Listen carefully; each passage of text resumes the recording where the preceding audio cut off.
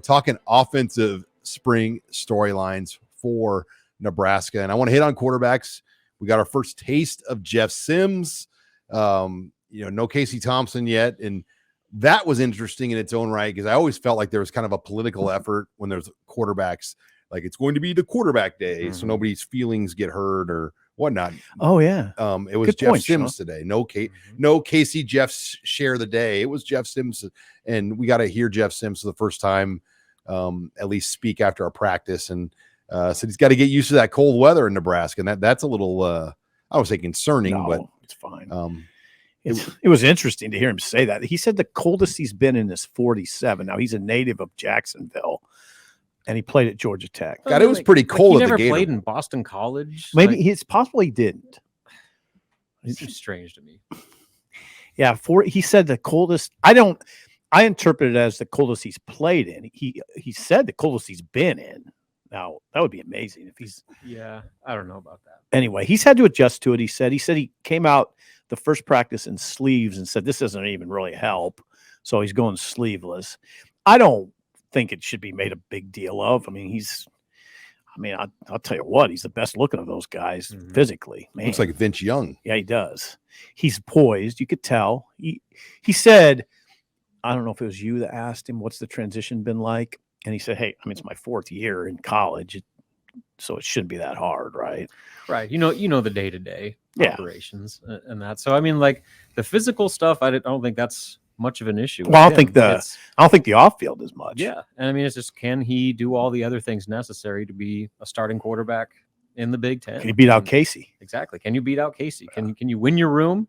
And then can you get the offense to buy in around you? And can you master the offense to where when the bullets are live, you're out there playing at a high level? So that's the one thing that Casey has on him right now, where he's done it at Nebraska. And granted, it was a different offense, different coaching staff and whatnot, but he's been out there in November and played meaningful football games and won meaningful football games. So Sims has a lot to like, just from his athleticism, the dynamic dual threat ability that he apparently has. Oh, he has. We have not seen him throw a meaningful pass, as far as our viewing opportunities, right? They haven't even just on film thrown against a defense. So we'll see what that picture looks like in person. But from the surface, it looks like Nebraska has a lot to work with there. It's just a matter, can he close that gap from the established standpoint that Casey has? And for full context, what we get to see at practice, it's no teamwork. It's all individual position work, on air throws, stretching, warm-ups, which is, I'm not complaining one bit. That's what we get to see,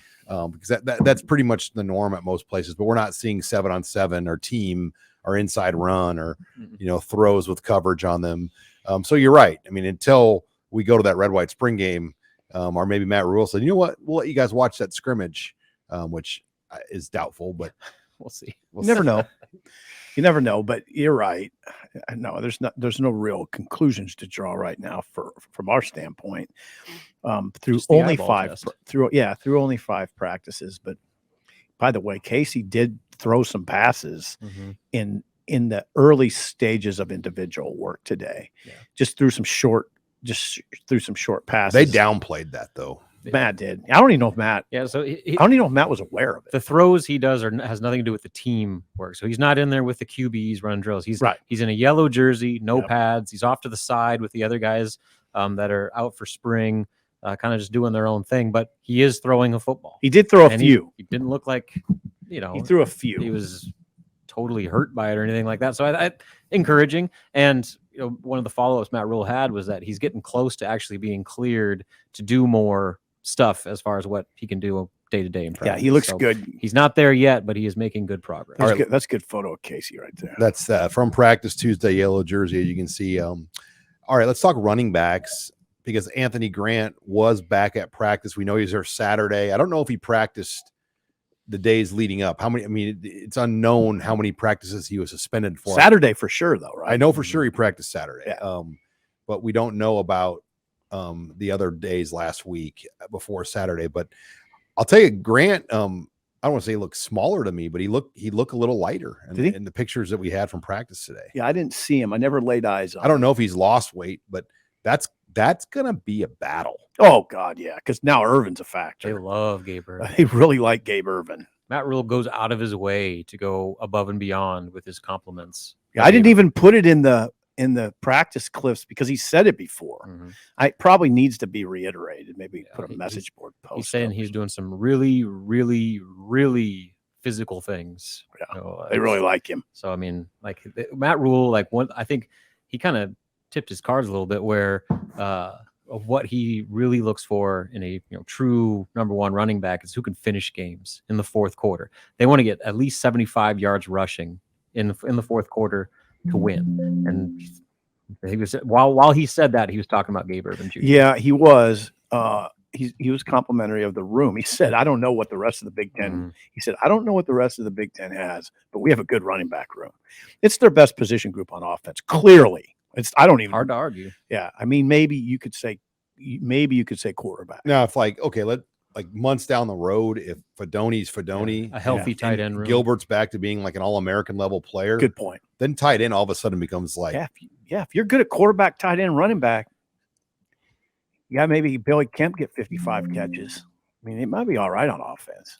But AJ Allen, Just too. saying. They mentioned AJ Allen. Abby. He's hitting some big runs too. So like that home run ability, Yeah, is starting to show. and Ramir hit Tominaga. a, We'll play that game, the Tominaga Ramir game. Ramir hit a home run, 60-yarder the other We'll day. see what his role is.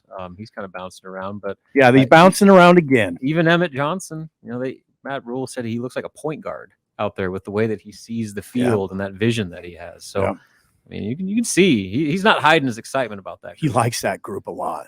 Yeah, EJ Barthel, I think, has walked into a very good situation. Oh boy, did he! Mhm.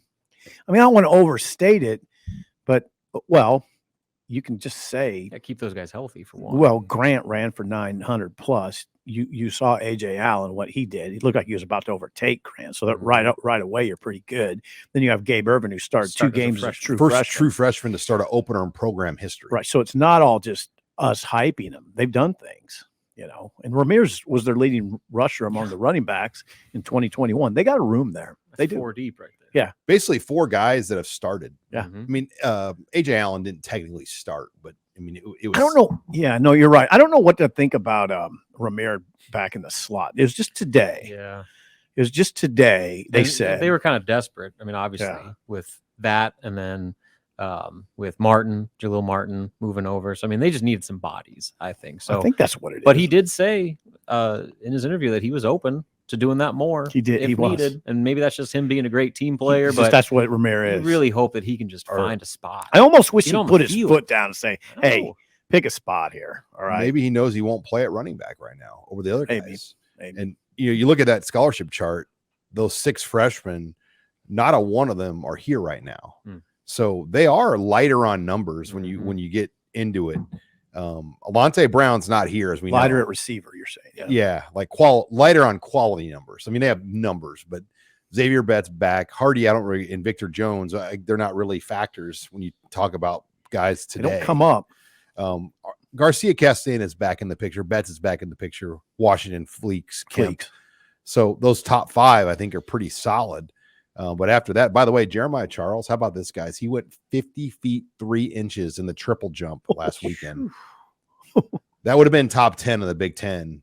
And then the other receiver, Jalen Lloyd, not only runs 10.4, but he's gone 50 feet 3.5 and over 25, I believe, in the long jump. That's top 10 Big Ten. Yeah, in the indoor meet this past year. Man. Yeah. So he wins state here. So they've got some no, actually, Jalen Lloyd would have beat him by half inch in terms of PRs. But they're right. He's right with Jalen Lloyd, who's considered one of the best track and field athletes in the state's history. Whoa. So they just dropping knowledge. They're I mean, you got Bryce Turner, who runs a 10.2. You got Malachi Coleman. We know his type of speed. I mean, the amount of track speed they're going to bring at receiver will be fascinating. It's kind of exciting. It is. The 4th down mentality and all, man. Yeah, that 4th down thing's been lacking here a little bit. You do feel it. I wish you'd pick up a little bit of that shot.